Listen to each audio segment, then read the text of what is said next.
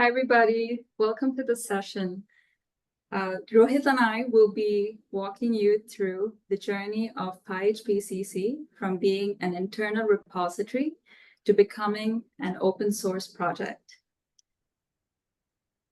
Before we talk business, we want to invite you to indulge in an icebreaker session with us.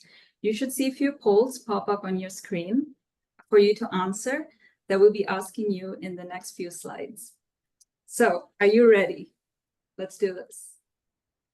The first question, what open source technology does this emoji represent? Number 1, Ubuntu. Number 2, Linux. Number 3, Genome. And number 4, Fedora. Think of which technology has a logo of a penguin. Okay, the answer is number 2, Linux. All right, moving on. Question number 2. What open source keyword does this emoji represent? Number 1, merge. Number 2, repository. Number 3, pull request. And number 4, tag. The answer is tag. Right, moving on. What open source tech does this emoji represent? Number 1, Chrome. Number 2, Brave. Number 3, Firefox. And number 4, Opera. By the way, a quick hint, that's an emoji of a fox. And I honestly thought that was an emoji representing an orange cat like Garfield, but no, that's a fox. All right, so the answer is number 3, Firefox. All right, next question. What open source keyword does this emoji represent? Number 1, issue tracker. Number 2, bug. Number 3, test case. Number 4, debugging. This one should be obvious. And the answer is number 2, bug. All right, the next question. What open source technology does this emoji represent? Number 1, Python. Number 2, rubber snake. Number 3, cobra. Number 4, rattlesnake. I'm pretty sure there's going to be a couple of people in here that's going to answer rubber snake for kicks. But the answer is number 1, Python. All right, next question and the last one. What open source keyword does this emoji represent? Number 1, commit. Number 2, branch. Number 3, pull request. And number 4, fork. The answer is fork. Awesome. Well, thanks so much, everybody, for indulging in the icebreaker session with us. I hope it was fun. We will begin with introductions. My name is Amila de Silva, and I'm a software engineer. I've been with LexisNexis Risk Solutions for a little over 6 years, and I currently work on the innovation engineering team. Presenting with me today is my colleague, Rohith. Rohith, would you like to present yourself or introduce yourself to the crowd? Hi everyone. My name is Rohith Surya. I work with Amila on refactoring and releasing PyHPCC to the open source during my HPCC summer internship. Back to you, Amila. Thanks, Rohith. So Rohith and I worked this past summer on the PyHPCC project, and we worked on making it open source worthy. For those of you who are new to PyHPCC or haven't heard of it before, you may ask, what is PyHPCC? Well, PyHPCC is a Python package or a wrapper that's built around the HPCC Systems web services that facilitates communication between Python and HPCC systems. Python and HPCC systems on their own are powerful technologies, but bridging the two technologies together brings the two forces that allow us engineers to build powerful solutions like automation, but of course not limited to just that.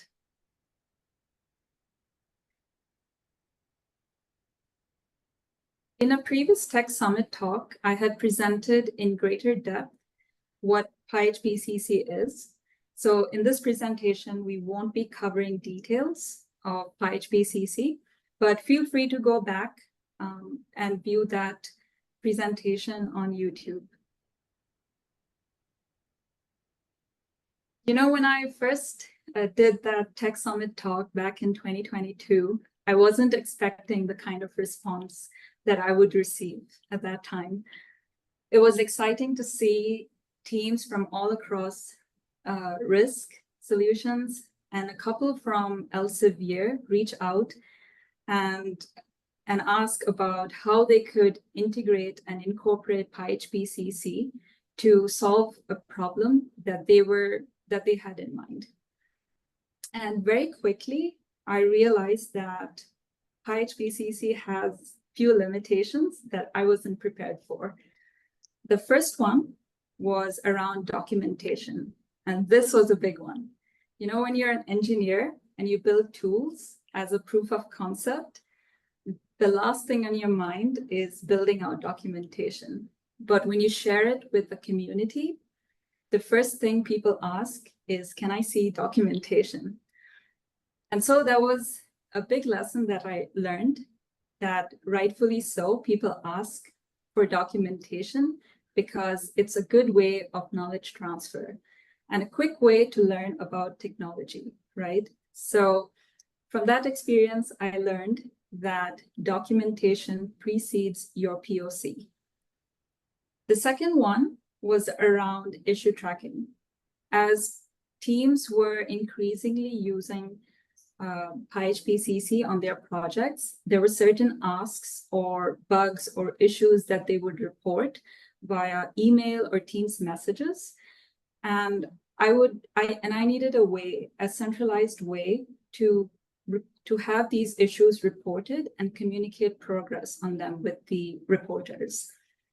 The third was around non-scalable code. We had built PyHPCC as a proof of concept or a POC, and over time the code had gotten outdated. And we also realized that the modules that PyHPCC was built on, they were tightly coupled, which made it difficult to extend the functionality. And given these limitations, we also, and also knowing that there is still interest within the internal community for PyHPCC, we thought, hey, why not make this project open source?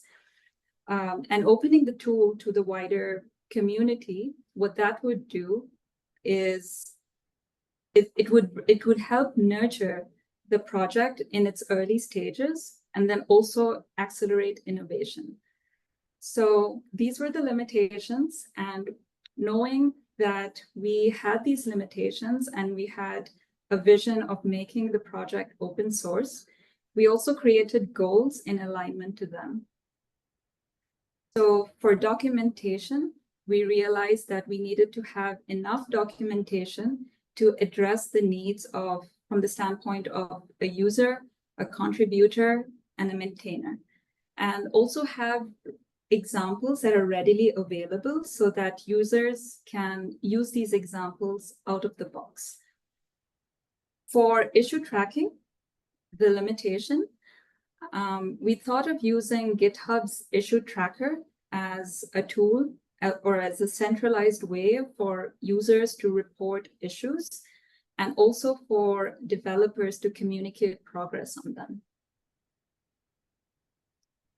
For the non-scalable code limitation, we thought of doing a complete overhaul of the project and start from scratch, where then we can build in conventions like following Python's PEP 8 coding standards or implementing pull request checks in place on GitHub, so that would in turn enhance the developer's coding experience. And then finally, to make the project open source, we had to think about how to cater to the needs of a user versus a contributor versus a maintainer of the open source project. And to accomplish all these goals, I realized that I didn't have enough bandwidth on my schedule to accomplish these goals, which is when I coordinated with the HPCC Systems team to onboard an intern to help us accomplish these goals. A big shout out to Hugo and George for helping me with that pursuit. And so Rohith came on board as the intern to help us accomplish these goals. And I'm happy to say that he contributed so well in accomplishing these goals. It exceeded my expectations. So without further ado, I would like to turn it over to Rohith to go over how he worked on accomplishing those outlined goals. Rohith? Yep. Thank you, Amila, for introducing me. Before going through the changes that we made for PyHPCC, let's review some of the base features that are necessary for an open source project. First is clear, comprehensive documentation. There are three types of documentation that are necessary for an open source project. The first is user documentation, followed by contributor documentation and maintainer documentation. The other goals are enforcing coding standards, seamless development experience, and leveraging tools like GitHub Actions for CI/CD. In the following slides, let's examine how we achieved these goals in our project. Let's start with documentation on the next slide. So why do we need documentation at the first place? For user documentation, users who want to use PyHPCC in their project, they need to know the prerequisites and the installation instructions, and they also need to learn how to use PyHPCC into their project. For contributors, there is PR workflow. Contributors must know how to raise a PR, the ban strategy they should use when raising an PR, and other guidelines. For dev environment setup, contributors must know how to set up the code in the local environment, and also they need to know how to set up the test environment. Code guidelines and style. It will let contributors regarding the code formatting, naming, and linting that should be used in the project so that it's an uniform experience for all the developers. And for maintainers should have guidelines on managing releases and contributor pull requests. Let's see how we achieved these functionalities. So we primarily used Markdown and Finks documentation for this purpose. For users, we have README Markdown files. For API reference documentation and how-to guides, we created them using Finks documentation. And on top of that, we also have deep dive guides for advanced users that we created using Finks. We have ready-to-use examples that are provided for everyday use cases so that users can make a few changes for their use cases and then they are good to go at. For contributors, we have contributing Markdown file, which will specify all the PR workflow guidelines, dev environment setup, code guidelines and style, and issue workflow. And for the maintainers, we have maintaining.md file, which will specify the release workflow guidelines and how to manage contributor PRs. In the next slide, let's look at the result screenshot of the documentation. These are the screenshot of the Finks documentation that we created. On the left-hand side, we can see this is the screenshot of the homepage of the Finks documentation. And we have separate sections for the contributors to see on which contributors or users to go through. On the right-hand side, we can see the screenshot of how-to guides for the core PyHPCC functionality, and also the deep dive guides for advanced users who want to have customization working with PyHPCC. On the next slide, let's look at how to raise a new issue for a bug or a feature request.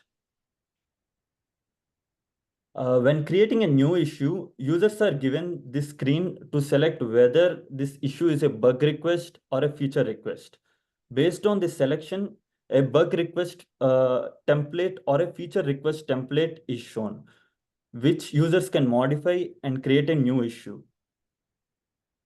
So after submitting this new issue, this is a sample example of an issue that is created, and this is for a bug, and it depends on whether it's a feature or a bug, the template and everything. Yep. On the next slide, let's look at sample example templates that we created. On the left image shows us all the example templates that we created for the users.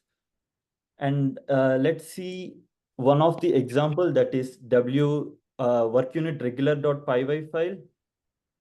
So this is the screenshot for submitting a work unit to HPCC systems using PyHPCC. The developer just needs to change the environment and all the details and the ECL query that he needs to submit, and he can make the changes and he's good to go. In this current slide,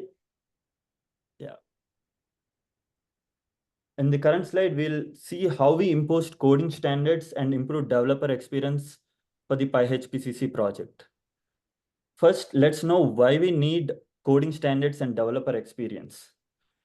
It's required for easier maintenance of the code base, for consistent formatting, which will improve the readability of the code base, for improved developer productivity by making the dev and test setup easier.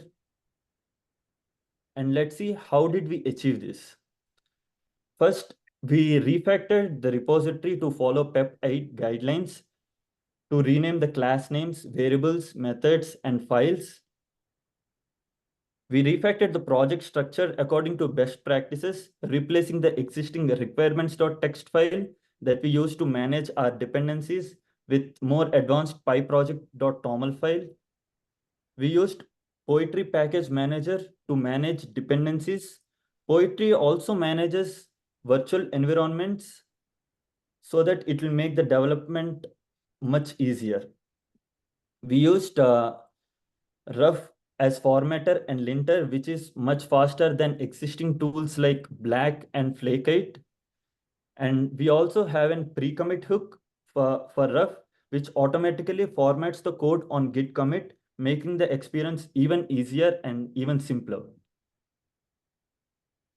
Now let's look at some of the changes that we achieved using imposing coding standards and imposing coding standards.